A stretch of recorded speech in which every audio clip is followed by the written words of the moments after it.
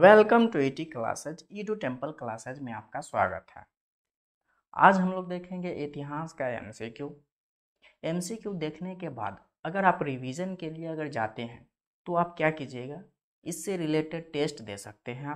आप पूछ सकते हैं हमसे कैसे देंगे सर, तो आप इस वीडियो के डिस्क्रिप्शन में टेलीग्राम का लिंक दिया हुआ है, जिससे आप जाके ज्वाइन कीजिए, वहाँ पे आपको टेस्ट मिल जाएगा। तो चलिए बिना देरी किए स्टार्ट करते हैं। सबसे पहला क्वेश्चन हम लोग देखेंगे, माइक्रोलिथ का इस्तेमाल शुरुआती इंसानों द्वारा किया जाता था। सिक्के, पत्थर के औजार, कपड़े या फिर मिट्टी के बर्तन। इसका सही आंसर होगा ऑप्शन नंबर बी, पत्थर के औजार। चलिए इसका व्याख्या हम लोग देख लेते हैं। व्याख्या में क्या है, माइक्रोलिथ प्रारंभिक मनुष्यों द्वारा उपयोग किए जाने वाले पत्थर के औजार थे। इन उपकरणों का उपयोग बड़े जानवरों के मांस सहित अन्य खाद्य पदार्थों को काटने, पाउंड करने, कुचलने और उन तक पहुंचने के लिए किया जाता था। ठीक है, बढ़ते हैं अगले क्वेश्चन के तरफ।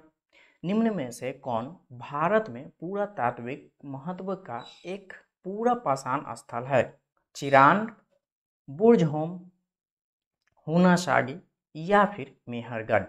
इसका सही आंसर होगा ऑप्शन नंबर सी, हुनाशागी। बढ़ते हैं आगे, देखते हैं व्याख्या। हुनाशागी भारत में पुरातात्विक महत्व का एक पूरा पाषाण स्थल है। हुनाशागी ग्राम पंचायत कार्यालय में कुछ पुराने पाषाण युग के पत्थर काटने के उपकरण मिले हैं और रखे गए हैं। ठीक है, बढ़ते हैं अगले क्वेश्चन की तरफ। द रामायण के अनुसार डैश का दूसरा नाम रत्नाकर था? विश्वामित्र, गौतम, दरवासा या फिर वाल्मीकि। इसका सही आंसर होगा option number D, Valmiki.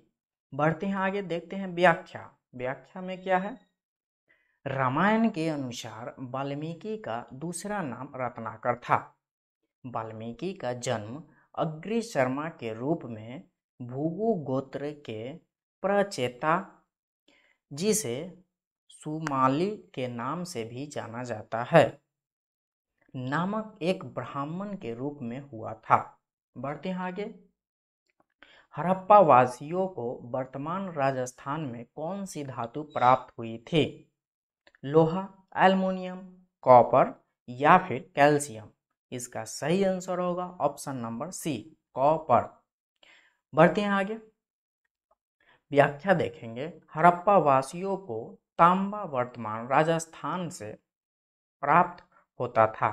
Khetri Aravalli range की तलहटी में स्थित है और तांबे की खानों के लिए प्रसिद्ध है। देखते हैं अगला क्वेश्चन। कालीबंगन स्थित है उत्तर प्रदेश, सिंध, राजस्थान या फिर गुजरात। इसका सही आंसर होगा ऑप्शन नंबर सी, राजस्थान। बढ़ते हैं आगे, व्याख्या देखेंगे हम लोग। कालीबंगन राजस्थान में घग्गर नदी के किनारे स्थित एक महत्वपूर्ण हड़प्पाकालीन स्थल है। इसकी खोज 1953 में एक घोष के द्वारा की गई थी। यहाँ की सबसे महत्वपूर्ण उपलब्धियाँ एक जूते हुए खेत के साक्ष्य है। यहाँ से हल के निशान, हवन कुंड या अग्नि कुंड के साक्ष्य, मिट्टी के बर्तन तथा भवन निर्माण में कच्ची ईंटों के साक्ष्य भी मिलते हैं। बढ़ते हैं आगे, देखते हैं अगला क्वेश्चन। निम्न में से कौन सा एक नवपाषाण संस्कृति स्थल नहीं है? कुंतासी, बुर्ज होम, कोलडीवा या फिर मेहरगढ़। इसका सही आंसर होगा ऑप्शन नंबर ए, कुंतासी। ठीक है, देखते हैं व्याख्या इसका। नवपाषाण काल 7000 ईसा पूर्व से 6000 ईसा पूर्व के मध्य माना जाता है। इस समय मानव खाद्य उत्पादक की स्थिति में आ गया था। बुर्ज होम जम्मू एंड कश्मीर, कोलडीवा उत्तर प्रदेश, मेहरगढ़ बलूचिस्तान आदि प्रमुख नवपाषाणिक स्थल है, जबकि कुंतासी गुजरात सिंधु घाटी की सभ्यता से संबंधित स्थल है। बढ़ते हैं आगे। निम्न में से किसे हड़प्पा कालीन स्थल से जुताई वाले क्षेत्र के साक्ष्य मिले हैं? चुनहुद्रो, मोहनजोदड़ो, कालीबंगन या फिर हड़प्पा? इसका सही आंसर होगा ऑप्शन नंबर सी, कालीबंगा। बढ़ते हैं आगे, व्याख्या देखेंगे हम लोग। कालीबंगन राजस्थान के हनुमानगढ़ जिले में हड़प्पा कालीन स्थल है। इसकी खोज लुइगी पियो ट्रेस्टियोरी द्वारा की गई थी। यहाँ से मिश्रित कृषि, काली मिट्टी की बनी चूड़ियाँ, भूकंप के साक्ष्य, अग्नि देविका आदि के साक्ष्य प्राप्त हुए हैं। बढ़ते हैं आगे, हड़प्पा सभ्यता का युग था कांस्य युग, नव पाषाण युग, पूरा पाषाण युग या फिर लौह युग? इसका सही आंसर होगा ऑप्शन नंबर ए, कांस्य युग। देखते हैं इसका व्याख्या। हड़प्पा सभ्यता को कांस्य युगीन सभ्यता भी माना जाता है। ऐसा माना जाता है कि इस सभ्यता में कांस्य की खोज हुई एवं ये प्रयोग में भी लाए गए। बढ़ते हैं आगे, निम्न में से कौन सा हड़प्पा कालीन स्थल गुजरात में स्थित नहीं है? लोथल, दैमावाद, सुरकोतदा या फिर धौलावीरा? इसका सही आंसर होगा ऑप्शन नंबर बी, दैमावाद। व्याख्या देखेंगे इसका हम लोग। विकल्पों में दिए गए तीनों हड़प्पा कालीन स्थल लोथल, सुरकोतदा और धौलावीरा गुजरात में स्थित है। दैमावाद गोदावरी नदी की सहायक प्रवरा नदी के तट पर स्थित एक निर्जन गांव तथा पुरातत्व स्थल है, जो भारत के महाराष्ट्र राज्य के नगर जिले में अवस्थित है। बढ़ते हैं आगे, निम्न में से कौन सा स्थल नवपाषाण युग का प्राचीनतम प्रमाण प्रस्तुत करता है? चिरांद, मेहरगढ़, बुर्जहोम या फिर दैमावाद? इसका सही आंसर होगा ऑप्शन नंबर सी, बुर्जहोम। बढ़ते हैं आगे, देखेंगे व्याख्या। नवपाषाण युग का प्राचीनतम प्रमाण बुर्जहोम द्वारा प्रस्तुत होता है।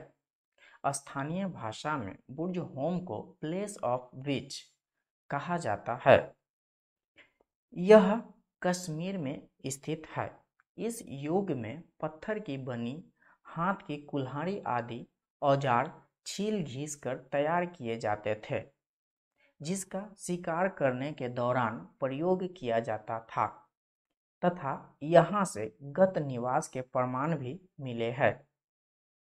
बढ़ते हैं आगे, निम्न में से कौन सी चीज सिंधु घाटी की खुदाई में वाणिज्यिक और आर्थिक विकास का द्योतक है?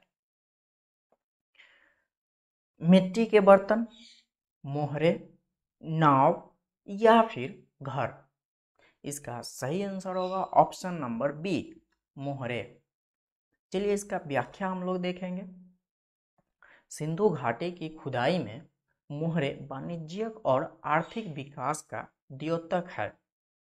सिंधु घाटी अब तक 2000 मोहरे प्राप्त की जा चुकी है।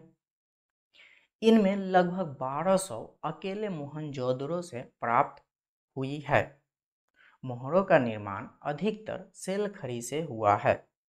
सुदृढ़ व्यापार का अंदाजा निम्न से लगाया जा सकता है। तांबा राजस्थान की खेती की खानों से आयात किया जाता था। टीन चांदी अफगानिस्तान से आयात की जाती थी। ठीक है, बढ़ते हैं आगे अगले क्वेश्चन की तरफ। हड़प्पा की सामाजिक व्यवस्था थी समतावादी, दास श्रम आधारित, रंग वर्ण आधारित या फिर जाति आधारित? इसका सही आंसर होगा ऑप्शन नंबर ए, समतावादी। बढ़ते हैं आगे, व्याख्या देखेंगे हम लोग। हड़प्पा की सामाजिक व्यवस्था समतावादी थी। हड़प्पा की खुदाई में उच्च वर्ग और निम्न वर्ग के लोगों का मकान एक साथ निर्मित नहीं मिले हैं, परंतु इनमें कोई भेदभाव का साक्ष्य भी नहीं मिला है। समाज में लोगों का विभाजन था, परंतु भेदभाव नहीं था।